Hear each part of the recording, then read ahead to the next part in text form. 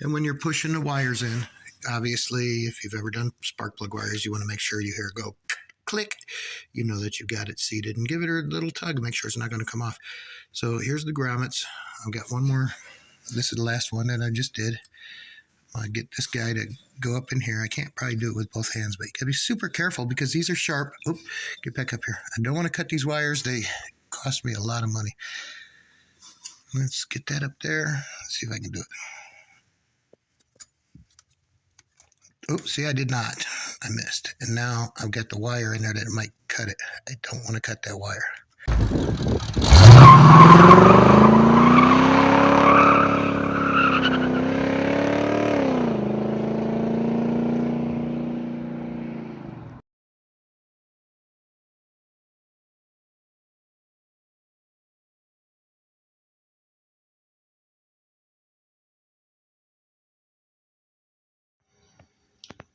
So I just wanted to change the spark plugs on here on account of, first of all, these are Excel's 8mm, and they're a lot better than the cheap AutoZone brand that I had been running on here. And also, these little wire holders are, I think they're Mr. Gasket or possibly, that other kind, air filter kind of things. What is it called? Anyways, something. But they came from AutoZone. I like them. I think they look cool. They hold the wires in place like they're supposed to. That's all I want. They keep them off the headers. But these are sharp, real sharp. And I'll show you on the other plug wires, even though I think I got these little, not these, but the other ones. Hold on, I'll show you. So these little guys here, these little grommets, they came with the spark plug wire holders that were from Mr. Gasket or the other mysterious company that I can't think of the name of it. But in order to put them on, first of all, if you were doing a custom wire like I'm doing now, they'd be fine. But they're pretty thin and small. And I had to cut them to get them around the wire and then slide them into that Mr. Gasket, maybe the other guy thing. Anyhow, I don't know if you can see it. Let's find it. So there's one. See that cut?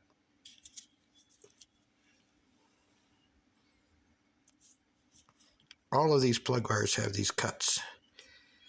And they're right where that Mr. Gasket, whatever the name of the thing is that holds them, spark plug wire thing. So I got rid of them. I don't want them. It seems like the car's been running fine, but who knows? Cut plug wires is like stupid to have. There's another one here. Let's see. There you go. You can really see it on here. Look at that. Literally cut down to the core. So that sucker's probably been arcing a little bit.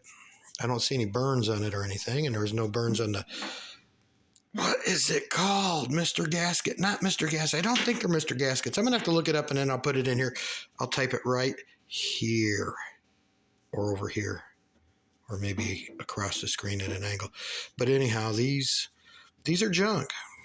And it's been running fine, but now I've got the good ones. So I just wanted to, I've got all the other ones put on. These are pretty high dollar wires for my budget anyhow. They're Excel's 8mm. And what I did was I had another bag full of grommets that are a lot thicker than these little red ones that they give you. So what I've been doing, following the directions, start with the longest wire.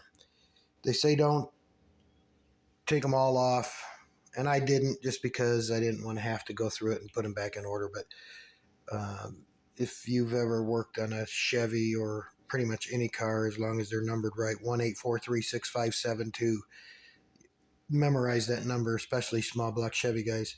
That's the firing order. Number 1 cylinder is the front one on the driver's side, and then 2, 3, 4, 5, 6, 7, 8. The passenger side are all even numbers. starting in the front, working our way back. The driver's side is all odd numbers, starting in the front, working its way back. The cap and the firing order of every small block Chevy I know of, 1, 8, 4, 3, 6, 5, 7, 2, in looking down on it in a clockwise order. Other cars are probably different, maybe, I don't know. Anyhow, cut it. I took this, stretched it out, gave myself a little bit extra, and then just out of being a nervous Nilly, I give myself a little bit more extra. They give us plenty of wire with these Excels.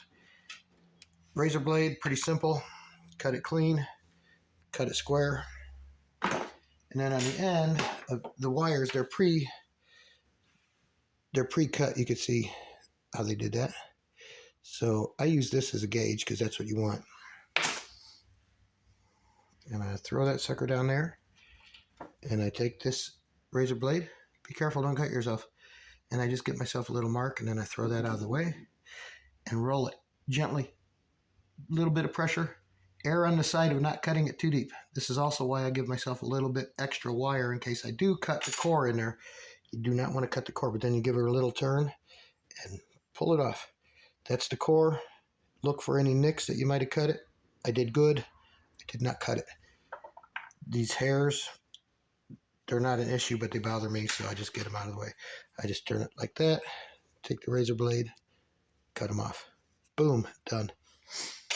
Then I grab my grommet, and notice how it's like that. I want this part facing up on those silver things that hold these wires. Mr. Gasket, or why can I not think of the name of it? This goes to the spark plug. You want the big part of this facing towards the distributor cap.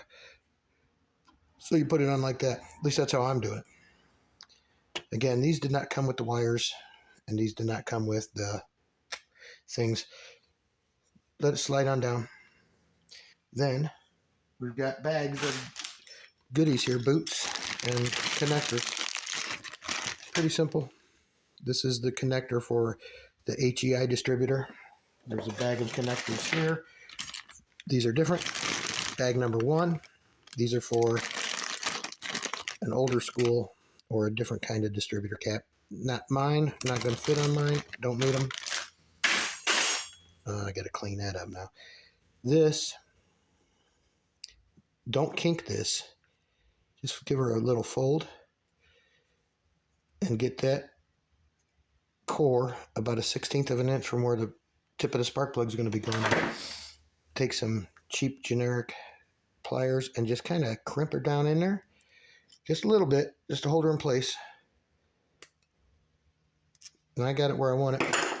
And I've got this pretty expensive crimping tool that I bought yesterday.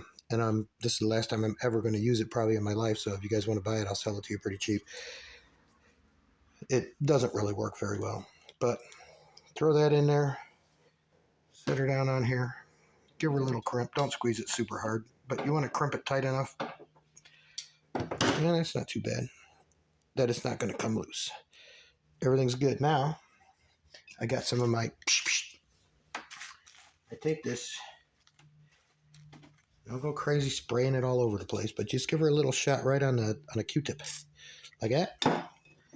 Get yourself your boot for your HEI, if I can find them. There we go. HEI cap boot. Small side is where it's going in. Just give her a little bit of a cleaning in there and fill that up with that WD good stuff. Done with that. Make sure that these are going the right way. Like that. Did I show you this? I might have missed it because I was stupid and not looking at the camera. So we'll give her another, you know, like that. Get this down in here. Get that in there. And down in here, way down in the corner, there's a little, like a rubber flap. And it seems like, at least it's satisfying to me when I finally get this seated. It makes a loud pop, and then I know that this went in properly. So now that it's lubed up, slide that in. Pretty simple. Give her a push. And I don't know if you can see in there, but me turn on the light. Maybe you can, yeah. See that little rubber boot starting to fold up? That's going to make you think that you're doing it wrong, but it's not. And when you get it to go all the way, come on, toast for me, baby. You hear that pop? And look, there we go. We know we did it right, and we're done. Plug wire can go, and this is the last one. And when you're pushing the wires in, obviously, if you've ever done spark plug wires, you want to make sure you hear it go click. You know that you got it seated, and give it a little tug. Make sure it's not going to come off. So here's the grommets. I've got one more. This is the last one that I just did. I get this guy to go up in here. I can't probably do it with both hands, but you got to be super careful because these are sharp. Oop, get back up here. I don't want to cut these wires. They cost me a lot of money. Let's get that up there. Let's see if I can do it. Oops, see, I did not. I missed. And now I've got the wire in there that might cut it. I don't want to cut that wire. It pinched it a little bit. It did not slice it. I'm going to ruin this wire just trying to get a good shot of me doing this. Get my other hand on it.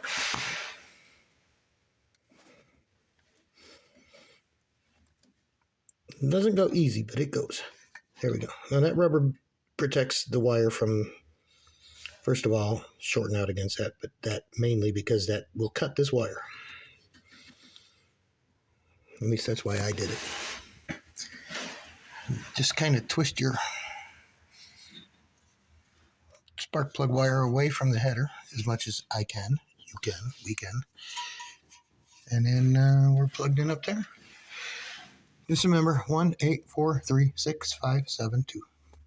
1, 2, 3, 4, 5, 6, 7, 8. Easy peasy. If you forget those numbers, look at that. I got to fix that. All that stuff.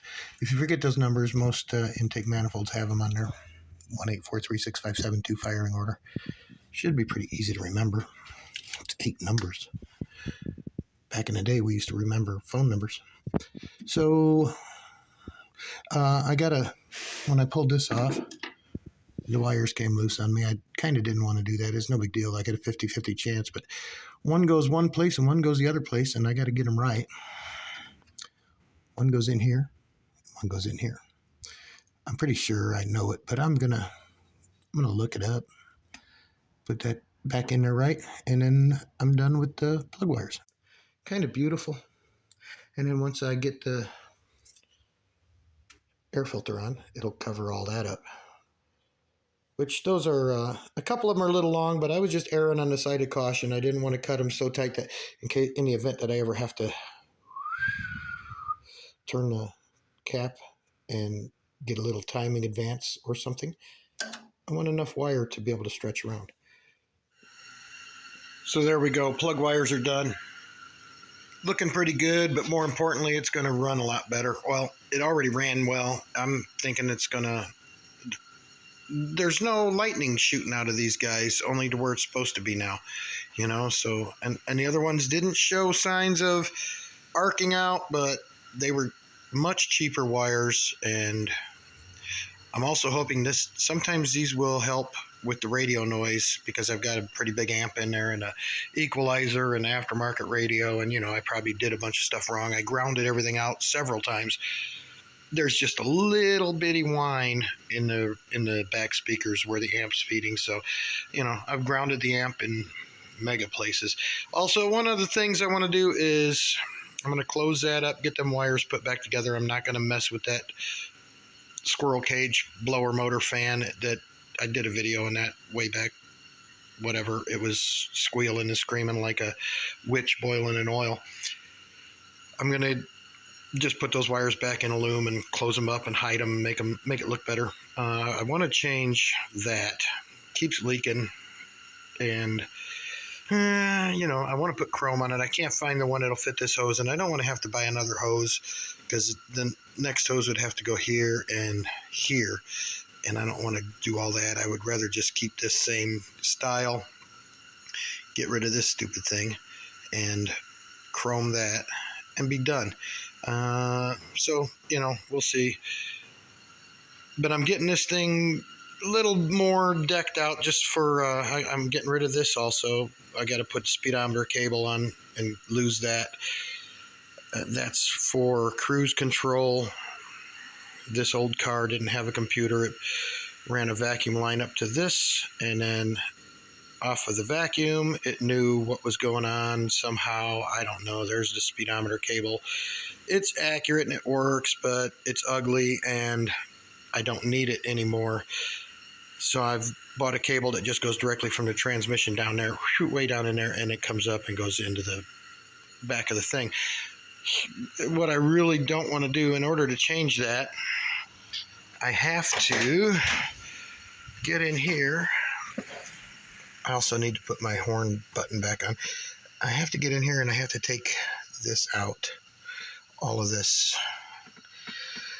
I put all this in and I know what's involved, and that's why I'm kind of procrastinating on it, because the way the Camaros this year anyhow did their dash was, this cluster in here has 2 screws, just little plastic tabs with screw holes in them that screw into this, and that's what holds this whole cluster up, basically. I know one of them's cracked, you know. It's from 1978. It's old plastic. It doesn't want to stay together anymore. And if I crack the other one, then this thing's going to be bouncing around, wiggling, and I got to figure out a way to fix that. But the other thing I'm doing, since I'm going to take that out of there and I don't want to, is I'm going to install this. And it's going to sit right in here somewhere, like that, something like that. Because this one is very old and it's confused, you know. It happens. You get up there in the years and you get confused. Look at it now. It thinks it's doing 2,500 RPMs. And it's not, there's no key in it even. It's not even running. These gauges work very well. Speedometer will work very well when I put the new cable on it. Fuel gauge, you know, I know when I've got gas in it, it doesn't ever go all the way to empty, but it does come down, and then I just keep topping it off, and it keeps staying at full as long as I just keep putting, you know, whatever. The clock, obviously, no. Don't need a clock. This stuff don't need the temp gauge or the volts gauge down there. I don't even know. I never even looked at it. But anyhow, that's my next project. I gotta to put the tack on. I'm gonna mount it right up here. So if I'm mounting the tack here, that means this is no longer coming off. I have to take this off to hook the speedometer cable up. To hook the speedometer cable up, I'm waiting for a part for down in the area, you know, the transmission area, because it's leaking. And that's coming in a couple of days. So I'm going to at least get this end of the cable hooked up, get it fed down there and hang it up somewhere or whatever, or hook it up and then just change it. I was going to wait and change it all at once, but I'm getting this thing ready to roll for a little benefit that we got going. Well, I got my fuzzy dice. Thank you, my daughter. And this doesn't smell anymore. I need to get a new one. And also I've got putting a CB in, you know. But in order to, the CB will just barely fit under here, but only if I lift this way up all the way to. Look at that. That was a mistake. I did that installing the stereo because I had to cut some stuff out, and I used a Dremel, and I wasn't paying attention. Stupid. But this has to come up, and then I think the CB will fit perfectly under there. It's just a thing, you know. CBs, we had them. Everybody had them. It was the original chat room. You know, you could talk to people, and I'll tell you what, it's better than any radar detector money can buy. So, that being said, I've got a lot of work to do. 4 screws, and then whatever I forgot about in there, I have to loosen 4 bolts, I think, but they're already broken. And then get them out of there, slide that cluster out real careful, pull the clip, pull the speedometer cable off, put the new speedometer cable on, put the clip on, put this all back, install that guy up here, and then run wires down through here somewhere where you're not going to see them, and get them out. One goes to the distributor. I'm probably going to tap into the one that's already coming in for this one, and then there's a couple wires that go to the lights, so that lights up, and it'll probably be brighter than anything else in here, so it's going to blind me the whole time, and then I'll end up unhooking it. And then there's that's about it, I think. So here we go. But also, we've got the benefit that we're going to this Saturday. Unfortunately, I didn't know about it. Well, I knew about it, but I didn't really realize what it was. Soon enough for announcing it, maybe people that were in the area would be able to go to it. But it's a little pork chop dinner for a family that we know and love very much, and they have a amazing, beautiful little daughter who's 2 years old and is suffering from cystic fibrosis. And we're going to do everything we can to get the word out. They have donations going through the pork chop dinner, and they have all of this stuff is going through the Cystic Fibrosis Foundation, just to help. There's so many people suffering from this horrible disease. So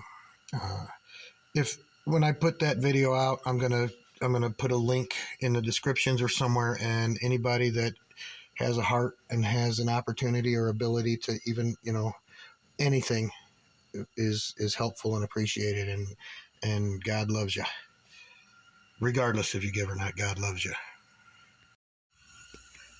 All right, so I'm into it this far, so far. There's 4 screws. One here, one here, one here, and one down here. This is like, I'm being as careful and slow as I can because I don't want to break this.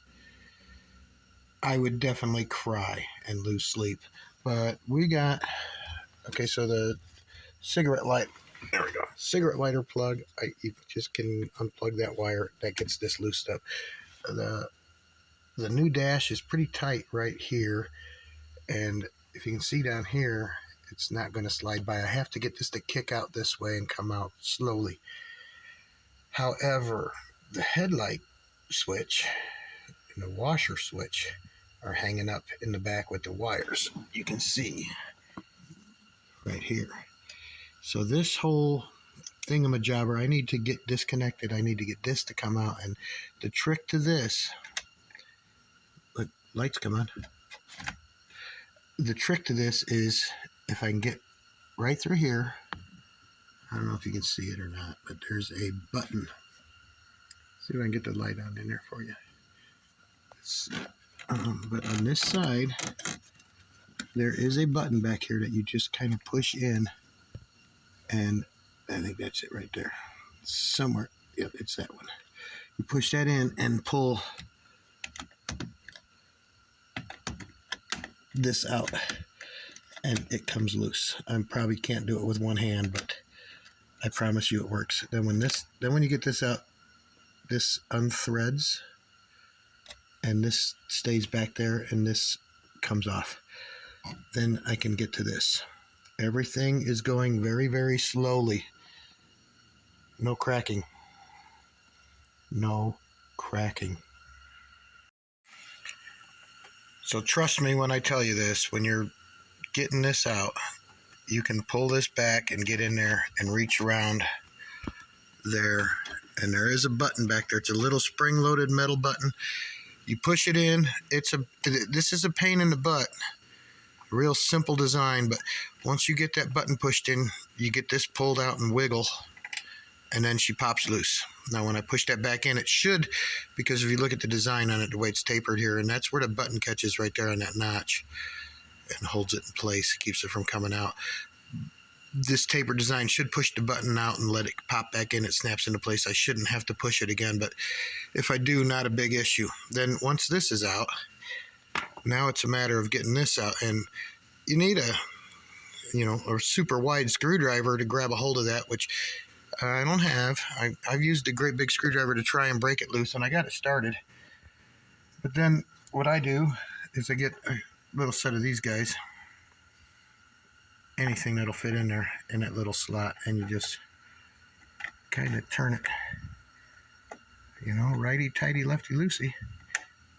And it takes a little bit, but it'll work, and I don't want to chew that all up, so I'm not going to do it with one hand, but I'll show you the end result.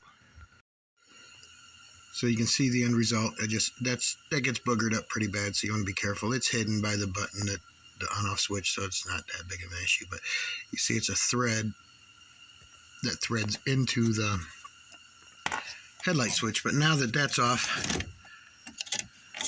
the switch is loose, and I can just kind of get that out of the way. And I can keep going and pulling this slowly, no cracky. Now that I can get this out farther, I can get back here and unhook these wires for the wipers, and then everything's unhooked from the faceplate, and then I can pull that off.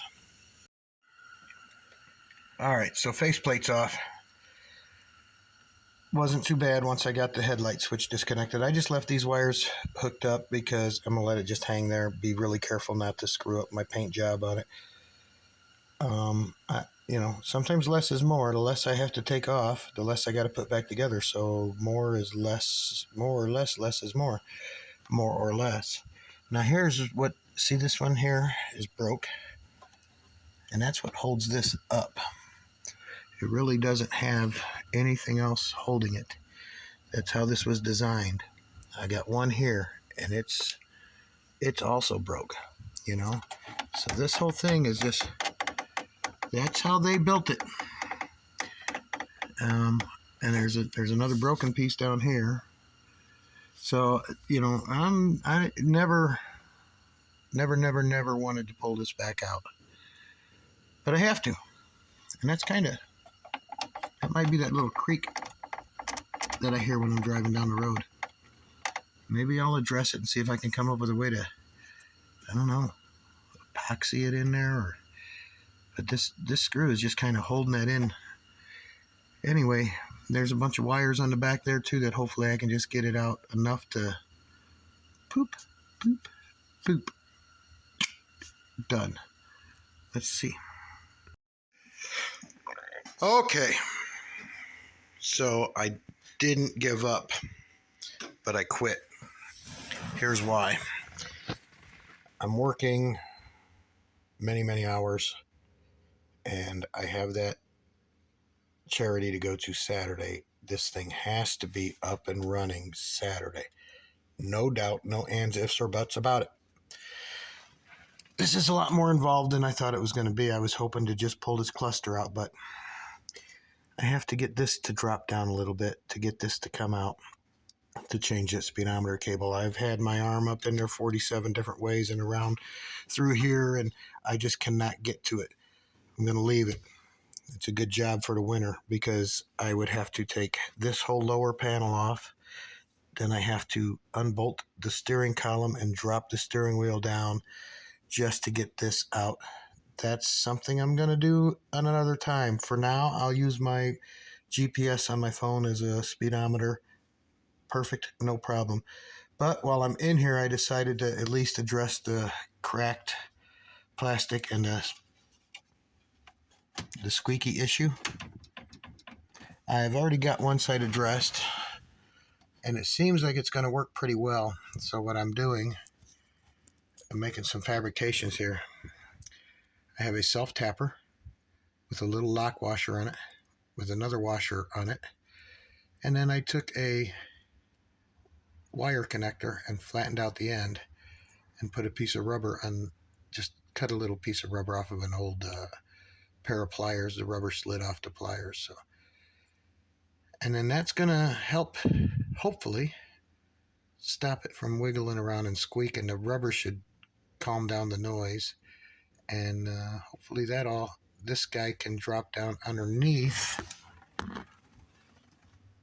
this broken piece, because that's where the screw goes, and that's what it has to grab a hold of. So I can lift this up a little bit and get it to grab that and we'll see. Even if it doesn't work, it's going to be better than the screw that was never in there. Right? There's also supposed to be 2 down on the bottom, and they're just, they're not going to happen. That's okay. The steering wheel actually holds this part up. And if the steering wheel falls down while I'm driving, well, I got bigger issues than a squeaky dashboard.